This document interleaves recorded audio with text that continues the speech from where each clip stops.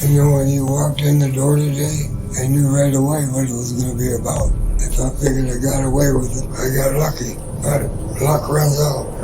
50 years ago, Mary Kathleen Schleiss went missing, only to be found buried, killed, and left in a pile of snow. After half a century of relentless pursuit, detectives have made their way to Mary's murderer, 84-year-old John Miller. How do they find my DNA and who I was? A cold case dating back 50 years, solved thanks to genetic testing. For all of those decades, John had been hidden just 2 hours away from Mary, hoping no one would ever find out what he had done. But for Mary's sake, can detectives make this grandpa confess in this never-before-seen interrogation? John, I don't believe you. I don't care if you believe me or not. Or is John about to slip away for one final time? That story doesn't work. I don't care. John, it doesn't work.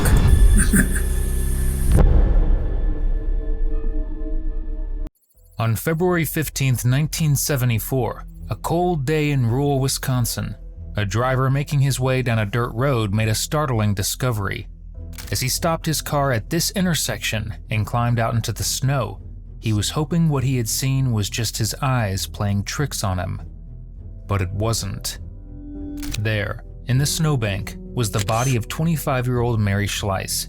Mary was an incredible artist who had been hitchhiking from Minneapolis, where she lived, to an art show in Chicago in hopes of networking and showing off her skills. But along the way, the man who gave her a ride had other plans. Police launched an investigation immediately, and it seemed like they had solid leads.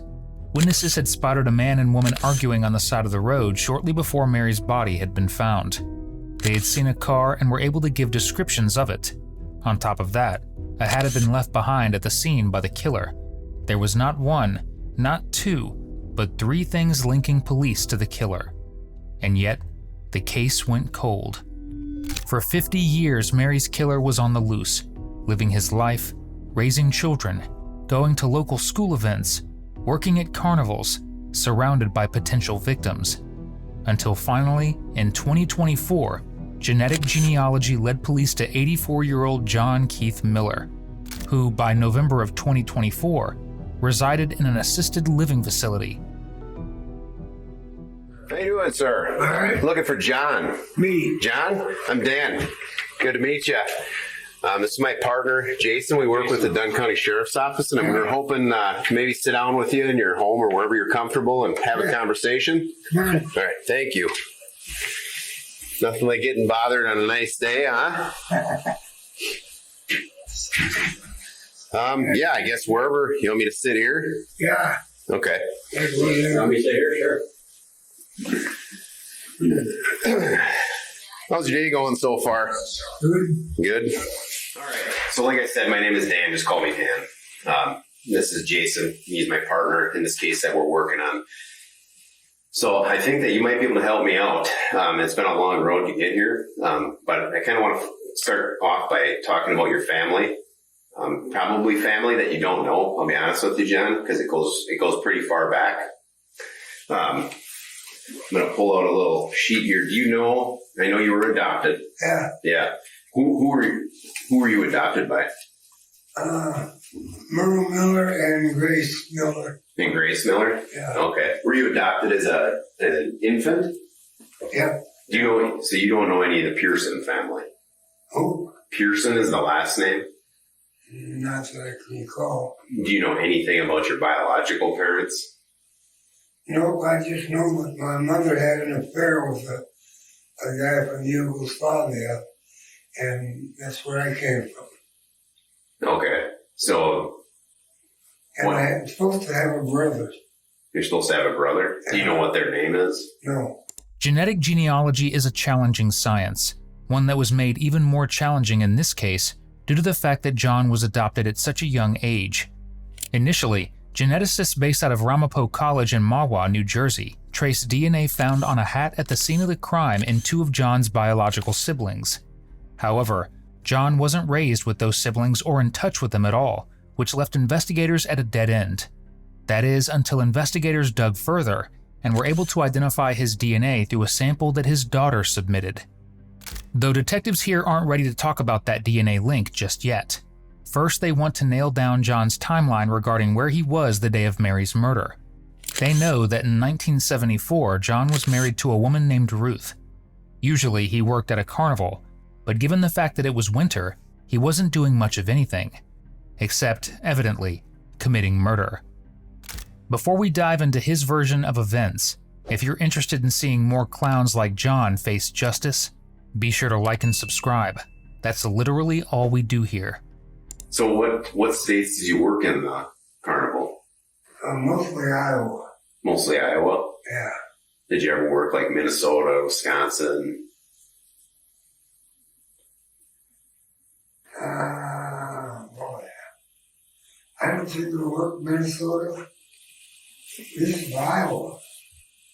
Wisconsin, I don't know. I don't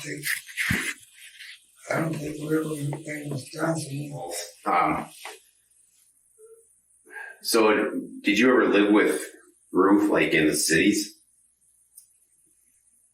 No, I was in the country. Did she work too at the carnival with you, or what did she do? Ruth was a cook. Oh, she was? And Copper Tree restaurant. Copper Tree Restaurant? Yeah. Okay. Did she work during the day or nights, or? She worked all the time. So I'll level with you a little bit, John, as I talk to Ruth too, working on this tree I want to show you, because like I said, you might be able to help me out further.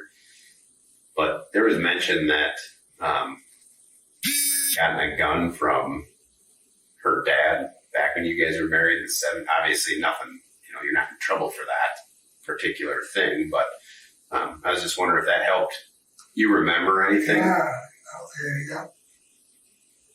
That's where I got the gun from. So it was from Ruth's dad. Yeah, Donnie. Okay. Donnie Steele. And that was the one you used for the robbery when you were a young man? Yeah. Did Ruth ever talk to you about that or no? I don't think so. That's what I recall. Yeah.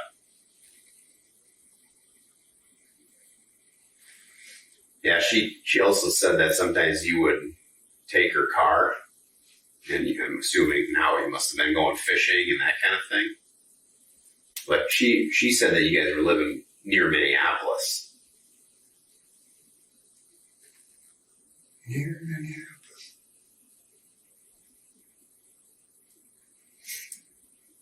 I know I was north of Minneapolis, but how far, I don't know. You think if you looked at a map of Minneapolis, you'd have a general idea, just so I understand where you're talking about? It's possible. John was no stranger to law enforcement, though he had been off their radar for quite some time. Prior to Mary's murder, he had been imprisoned for a robbery in California, where he lived for a time. The fact that he traveled all over and worked an under-the-table job only adds to detectives' concerns, because if he did this in Wisconsin, who's to say he didn't do it in any of the other states he lived in? Yeah, and I talked with Tina too a little bit. They were really helpful to us. All you guys have been great. It's nice to be able to sit and have conversations with people. Oh yeah, good. So I'm gonna pull up this sheet that I have here that we kind of made for the case that we're looking at. Obviously we're in the age of technology, so a lot of advancements have been made with ancestry, DNA, and that kind of thing. We've been able to build out a lot of family charts, and that's why I was talking to Ruth and Tina, and they were great. And that's how I know your biological parents. Your dad was actually John Pearson was his name. I don't know if you remember ever hearing that, or maybe you didn't have anything to do with John Pearson, but I remember that my given name that I remember was Donald Keith Johnson. Donald Keith Johnson? Yeah. Okay. And when my folks adopted me, they kept my middle name. Okay. Just renamed you to John? Drop the H? Yeah. Okay. Yeah, so these are some of the names that we've come up with this DNA profile stuff that we have. Like, do you recognize the name Barr at all? Who? Barr, B-A-H-R. Joanne Barr, I think. No, that was Bart. Or Sutherland? No. No. I was just curious. So, to get to that point, John, the case that we're looking at, there's DNA, and obviously it's from many years ago.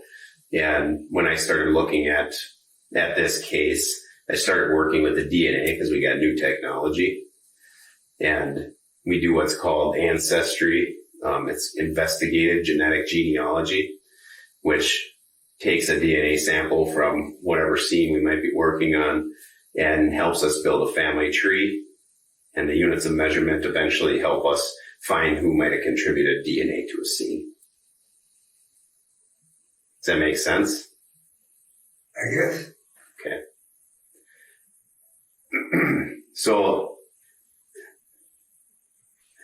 what led us here is a homicide. Okay? Okay. It's been a long road to get here, and I'm very glad that you're talking with me. But at the scene of this homicide, there was evidence that was collected. And subsequently, when I picked up the case, because of the advancement of technology, we were able to start figuring out where that DNA came from. Okay? DNA is non-escapable. You can't escape it. It is what it is. It is whoever it belongs to.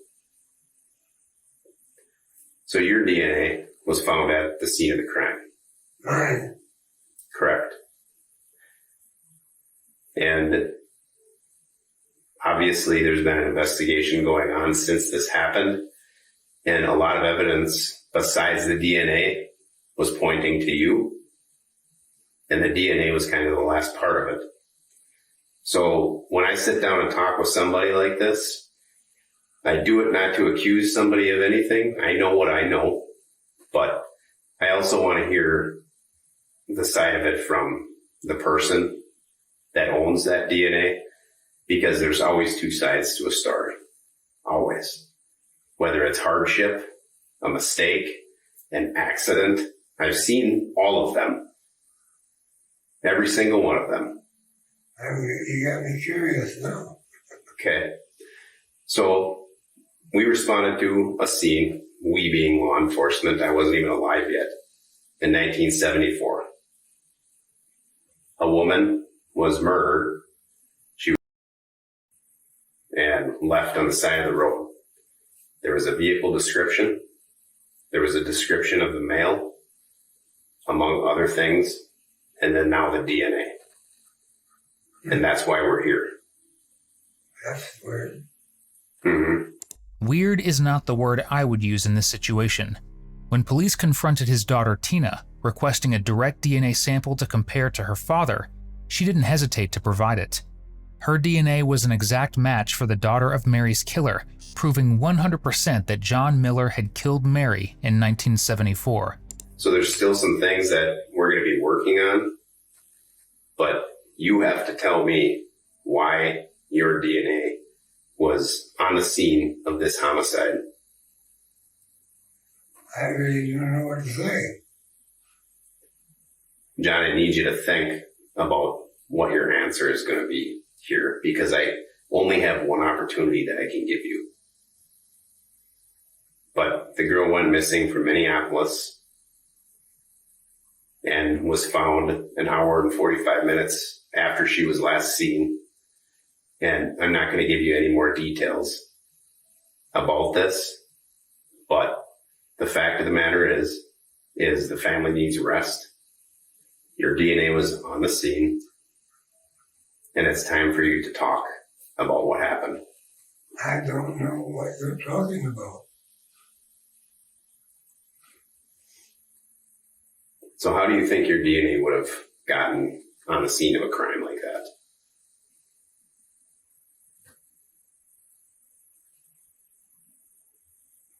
I can't answer that. Well, John, you got to help me understand I know how it got. I have no idea what you mean, what you're talking about. My DNA up somewhere. Yeah, your DNA was on the scene of a murder next to the dead woman. And that's what's led us here over the years. And we're finally here. Because I want to hear your side of things. I have no idea what you mean. This must be one of them things that I watch on TV called a cold case. Mm-hmm. Well, It is. I can't help you out.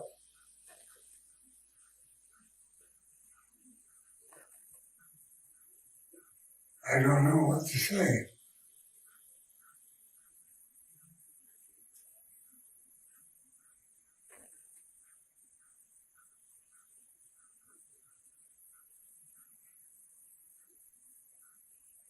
All right, I did. I put him in a snowbank. Is that enough?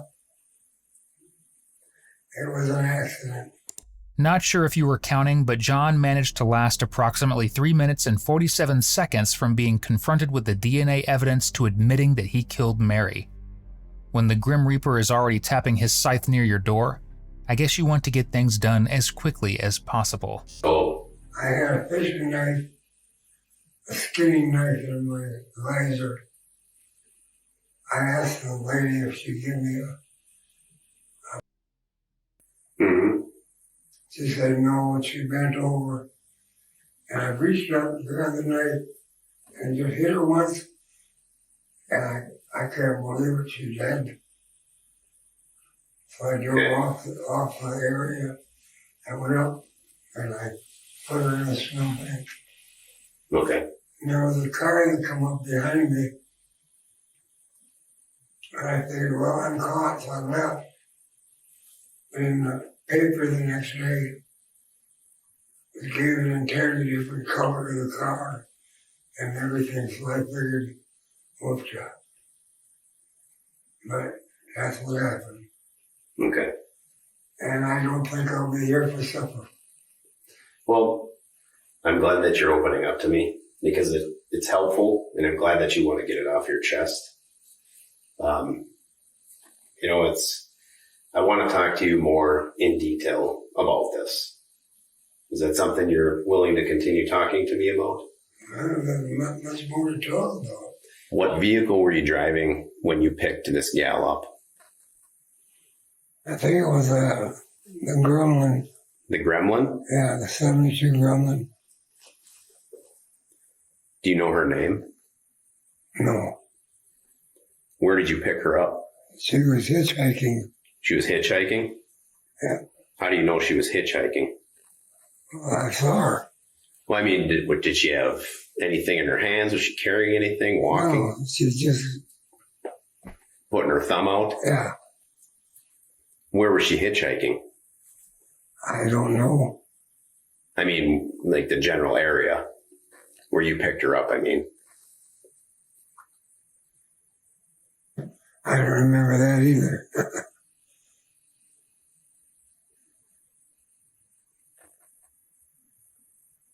No, I don't remember where I was at. Been a long time ago. So did you just pull up alongside of her? Yep. And what was the conversation or the exchange? I pulled up beside her. I reached over and opened the door. Said, "You need a ride?" She got in. I was sitting there driving. I asked her if she would give me and she said no. She bent over in the seat. I reached up and grabbed that fish knife, and boom, that was it. Do you know whereabouts you were when you hit her? No. You said she bent over the fishing knife? In the front seat, she leaned over like this. Okay, so what did you hit her with? What part of the knife? Oh, I reached up and it was in the visor on the passenger side. Okay.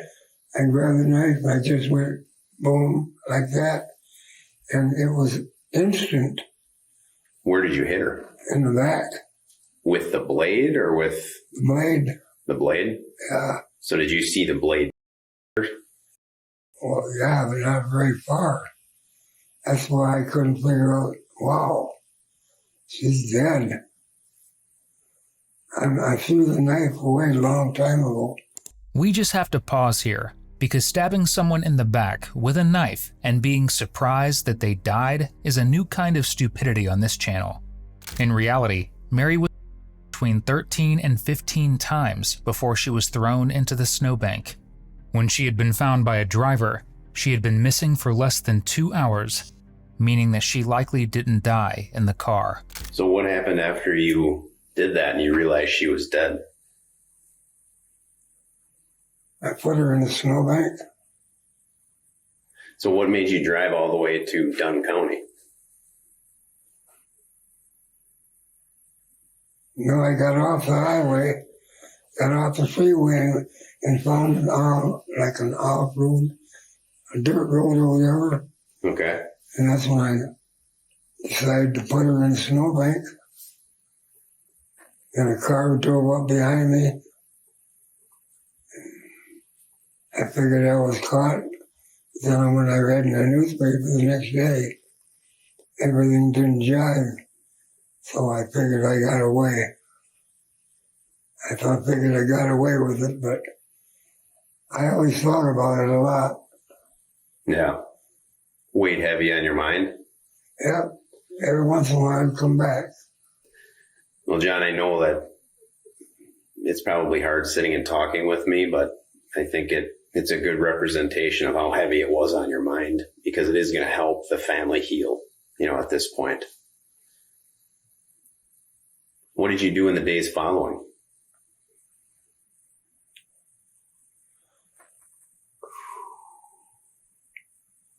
Just kept on going, I guess. I don't remember. Okay. Because we're having an effective conversation, you and I, John, she had more than one. And I want you to really think hard so you can really show me a picture of what happened that day. It could have been panic, after the initial, like you say, I don't know. That's why I'm here, and I want to hear it from you. Like I said, when I found out realized she was dead, I found an off-road, went out, and put her in a snowbank. John, did you more than once while you were still in the car? One time. Just once. In the back. And John, that's not true. it is true. That's what I remember. I had one time in the back, and oh man. If I did, I do not remember. I remember one time. That's it.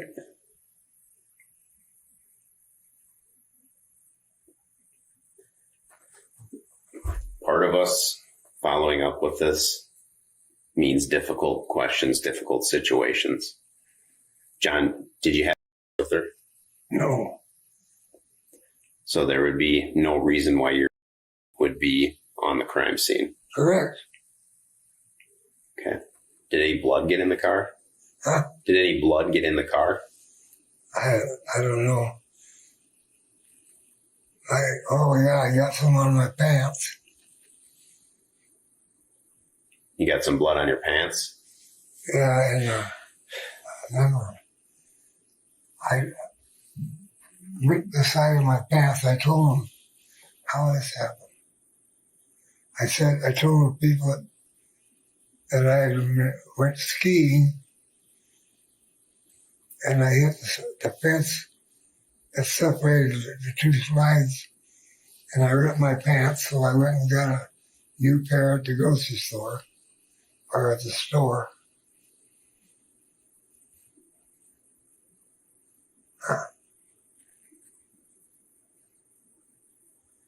And I just drove home, threw the knife out the window in the slough, and that was it.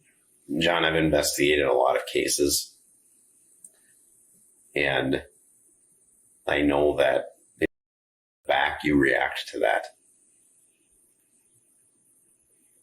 Yeah, but she didn't. It was just instant. Well, I remember back, and that was it. I found an off-road and buried her in a snowbank. Was anybody else with you? No, just myself.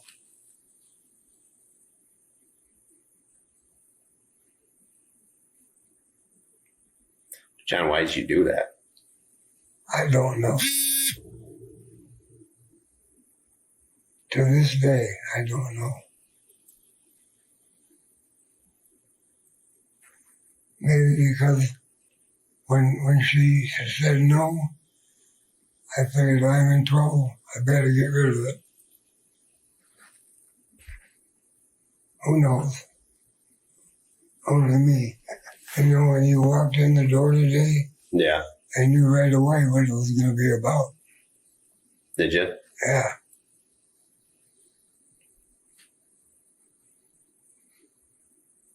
What made you want to sit and talk to me about it? Feel better. Feel better? Yeah. It's been a lot of years, John. It's been probably weighing on you. Yeah. About 100 pounds worth. Have you ever done this to anybody else? No.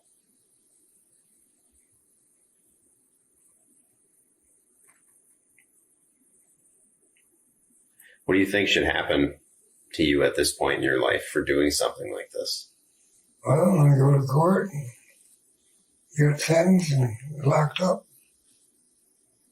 How does that make you feel? Stupid.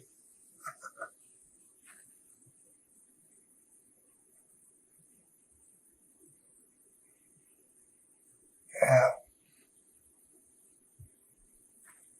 Have you ever looked up the case or anything like that since then? No. No. I just tried to shut it out.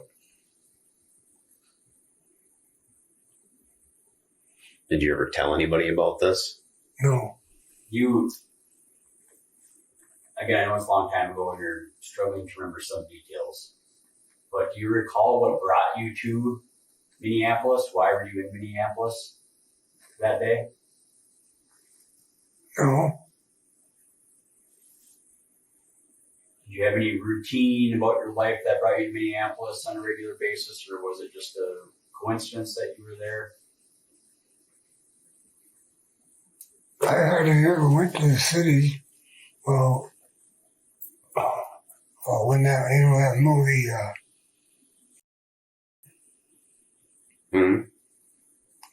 like myself and many, many others, everybody headed to the theater to watch that movie. In fact, it was in the newspapers, everything. I think that's the reason I was in the cities, along with a lot of other people. If you don't know what movie John is referring to, consider yourself lucky. The movie was an X-rated movie that was released in 1972, 2 years before Mary's murder, but played in theaters throughout Minnesota and Wisconsin in winter of 1974. And, we're not talking about AMC theaters here. The movie centers around the act that John claims he was trying to get Mary to perform on him in the car, which only makes the connection more disturbing, and implies that John remembers the day much more clearly than he's claiming. Did you go right back home? Did you go somewhere else?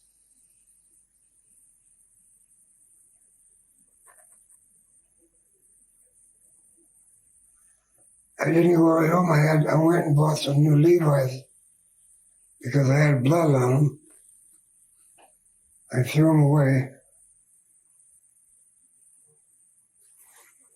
And then I told everybody that I had had a skiing accident.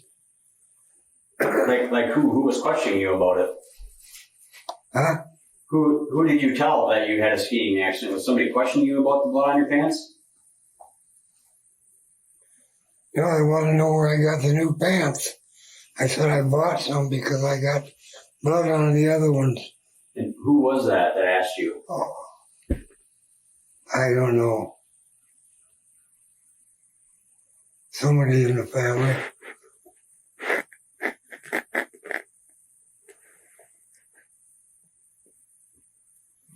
Would it have been Ruth?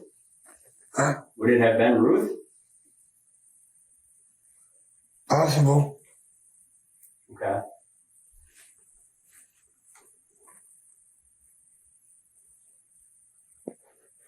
Did she ever say anything to you about the car? Seeing any blood in the car or anything like that? No. I took the car and I went north. They came up and got it. And that was it. And I figured, oh, I got lucky. But luck runs out.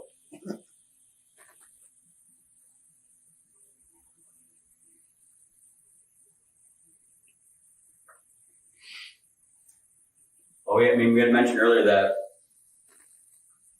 obviously this has got to be a relief to you in some respect. But the other side of this is her family. You know, they're still here. They've been wondering for 50 years what happened to their loved one. So part of this is we're trying to bring as much detail and closure to them. And obviously you're the only one that's going to be able to help us with that. I'm just telling you what I said. That's all I remember. I remember stabbing her, and she was dead, and I put her in a snowbank. And that was it.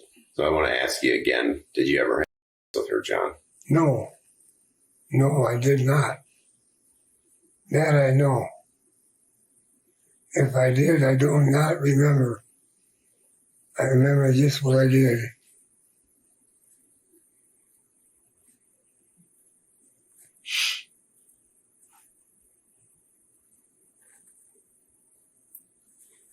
And your final statement about her is you're telling me that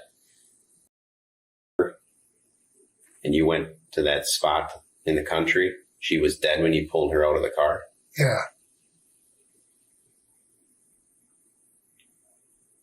Do you remember how long it was after you picked her up?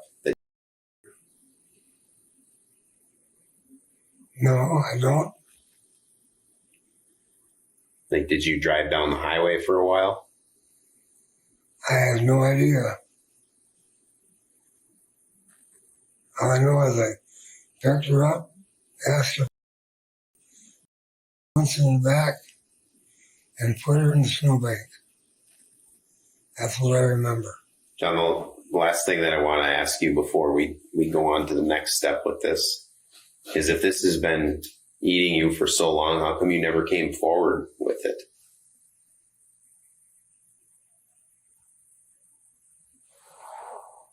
I don't know. I just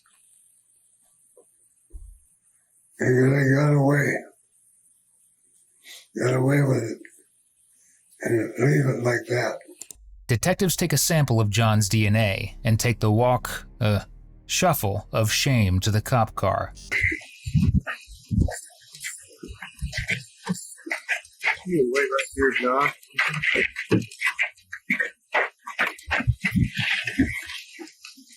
John, I appreciate your cooperation with everything, okay? And my partner and I will probably follow up with you again.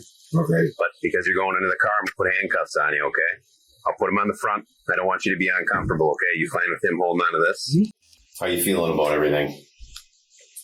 Well, don't really know. Okay. And you told me that you killed her because you needed to get rid of her because she denied your advance. Yeah. John, I can tell you right now that that's not the full truth. You got to listen. I'll listen. There is multiple on her, You do not forget that. You just don't. I do. John? I have no idea, honest. John, she had multiple on her, just on her back alone. There was a fight between the two of you. She tried to take the knife from you or tried to protect herself because her hands are both of her hands. You might not want to remember this, John, I don't. but you think real hard and you'll remember it because you do not forget that kind of thing. You remember it clearly. I remember what I did, but I don't remember any of that. Honest, I don't. John, I don't believe you. I don't care if you believe me or not. I know what I think I did, and I don't remember doing any of that other stuff. I really don't. So how do you think she got wounds on both of her hands? I don't know. All I remember is her in the back one time. And I never knew she got dead. So I drove up and put her in a snowbank. And that's it. That's all I remember. I'm telling you the honest truth.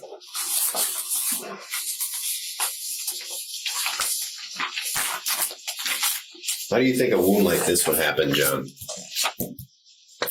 Look at her hands. How do you think that happened? I must have grabbed a knife. Must have grabbed the knife. Yeah, if that's what happened. I don't know that. But that must have happened. Well, are you telling me that if you picked her up, she might have had these wounds already? I don't know. All I remember is back and putting her in a snowbank. That's it. How do you think this would have happened, John? That's her other hand. I keep telling you, I don't remember any of that. Okay. Does this look familiar to you? Do you remember that scene? Is that the snowbank where I put her? Well, I'm asking you what you see there.